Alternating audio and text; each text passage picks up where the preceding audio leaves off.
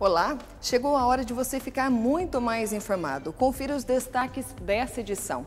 Produção de veículos cresce em 2017. Ministério da Saúde suspende segunda dose da vacina contra a febre amarela. Pessoas com deficiência podem se cadastrar para cursos gratuitos. E veja também. Está acontecendo muita coisa nesse Brasil, estão sendo retiradas algumas garantias do trabalhador a pretexto de dizer que isso vai melhorar a vida daqueles que estão desempregados. Será que isso é verdade? É papo furado? Como é que a classe trabalhadora está vendo tudo isso? Nós estamos recebendo aqui um sindicalista que faz um trabalho de resultados sem perder de vista a luta. Está aqui Erivelto Moraes, que para quem não sabe, é o Vela. Vela todo mundo conhece. Já ele vai estar falando aqui. Você confere essas e outras informações no Repórter Setorial que começa agora.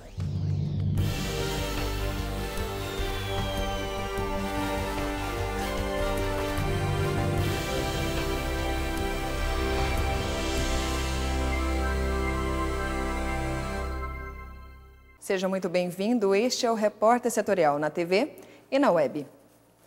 Em 2016, a campanha de vacina contra a gripe começou no dia 30 de abril. Mas o que o Ministério da Saúde não esperava era que houvesse um aumento nos casos de gripe. Neste ano, a campanha foi antecipada para o dia 17 de abril e houve mudança no público-alvo.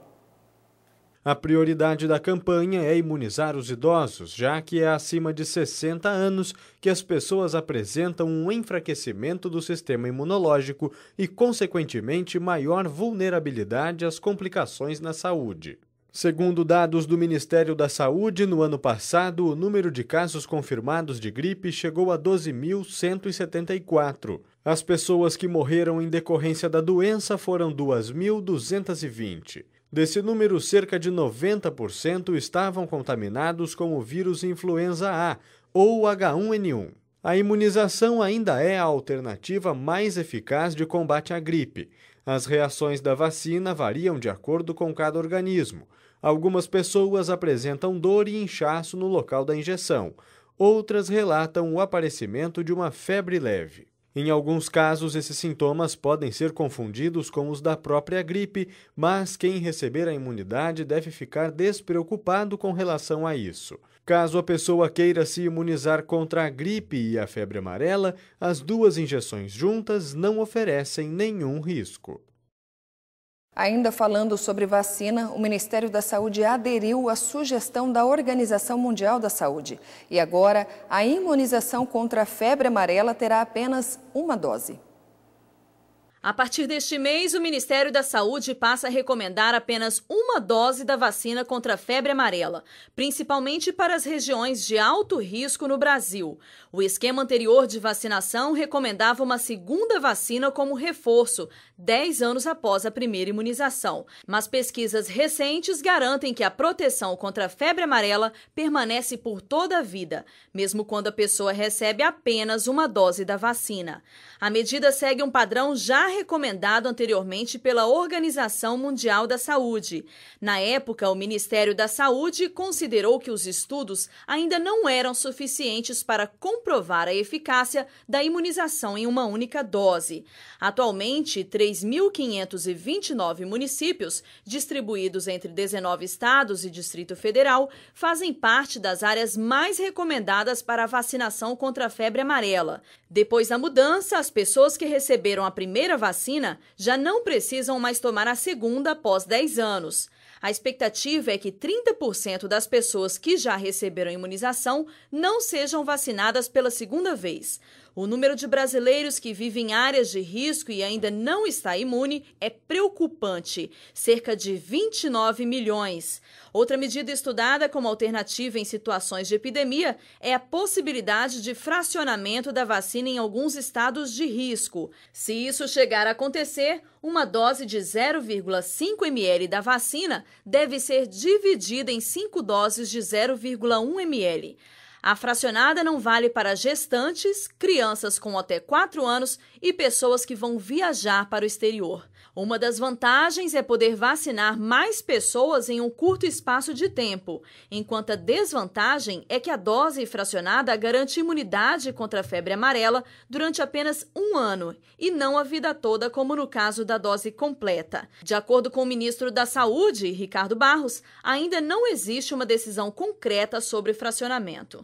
O governo admite a ideia como solução já aplicada na África com sucesso para fazer uma ampla cobertura e garantir a imunização às pessoas. Os estudos demonstram que a imunidade das pessoas da febre amarela é a mesma 1 ano depois, tendo tomado dose única ou dose fracionada.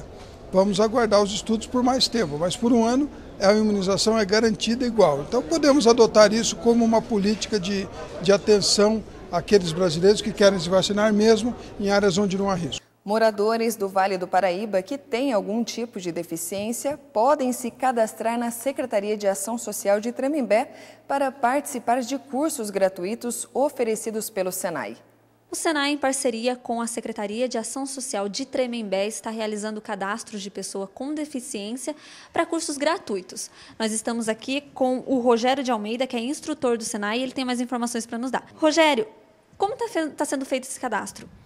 Nós estamos aqui com a parceria, então, com a Secretaria de Ação Social, todas as quartas e quintas-feiras, né, das 8 até as 17 horas, até o dia 20 de abril. E quem pode fazer esse cadastro? O cadastro está aberto para toda a população, né, pessoas com deficiência. Então, nós temos aí a deficiência auditiva, a visual, baixa visão, monocular, o autismo, o intelectual e deficiências físicas, né? E também os reabilitados do INSS. E quais são os cursos oferecidos? Os cursos são na áreas administrativas, né? Recursos humanos, almoxarife, logística e informática. Ou alguma demanda específica, né, que aparecer, também a gente pode fazer a negociação para ter esse curso. Até quando as pessoas podem procurar vocês para fazer esse cadastro? O cadastro ele vai ocorrer até o dia 20 de abril. Tá? Então, todas as quartas e quintas-feiras, das 8 até as 5 da tarde. E é gratuito? São cursos gratuitos. Muito obrigada, Rogério. Quem tiver interesse pode procurar a Secretaria de Ação Social, então, com os documentos RG, CPF, o laudo médico, o comprovante de escolaridade e um comprovante de residência. Segue o repórter setorial. Depois de 12 meses de queda consecutiva, a produção industrial registrou um aumento, mas ainda não é o suficiente para mudar a situação econômica. O resultado divulgado pelo Instituto Brasileiro de Geografia e Estatística mostrou que a indústria cresceu 0,1% em fevereiro, se comparada com janeiro. A produção industrial cresceu em 13 das 24 atividades pesquisadas. Mas o resultado não é bom se comparado com o mesmo período do ano passado. Nesta base, a produção caiu 0,8%, acumulando um recuo de 4,8% no acumulado de 12 meses. Entre os destaques positivos está a produção de veículos automotores, com uma alta de 6,1%. Na contramão, o desempenho de produtos alimentícios interrompeu 2 meses seguidos de expansão e teve uma queda de 2,7%. Nos primeiros 2 meses do ano, a produção industrial acumulou alta de 0,3%, enquanto que no ano passado houve uma retração de 11,8% no mesmo período. Para a equipe governista, o resultado fortalece a tese de retomada da atividade econômica. Com a reação da indústria, o empresário fica mais confiante. Segundo a pesquisa da Fundação Getúlio Vargas, em março, a confiança dos empresários do setor industrial voltou a subir, alcançando o maior nível desde maio de 2014. Fique agora com o comentário de hoje.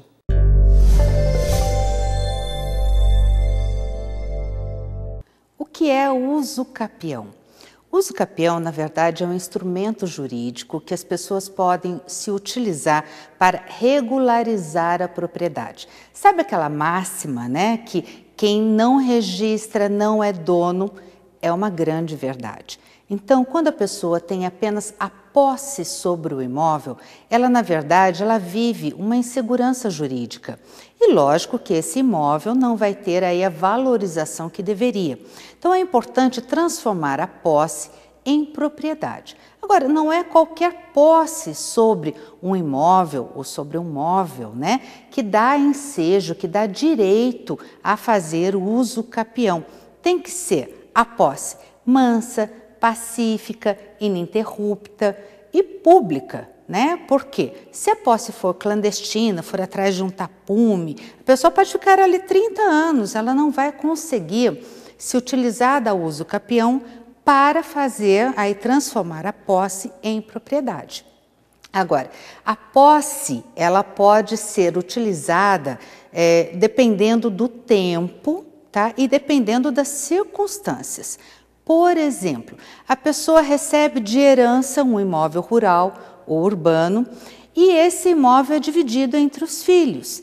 E esses filhos acabam não fazendo o inventário e ficam ali na posse do imóvel. Eles podem se utilizar da uso capião para regularizar cada um o seu pedacinho.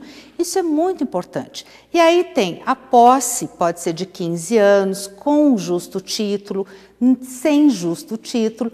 Cada caso é um caso, pode ser constitucional, de 5 anos, 10 anos. Então é importante que as pessoas saibam que existe esse instrumento jurídico à disposição da população para que elas possam estar regularizando as suas propriedades e elas possam estar aí verificando, se adequando à lei para verificar então qual o período que elas precisam para isso.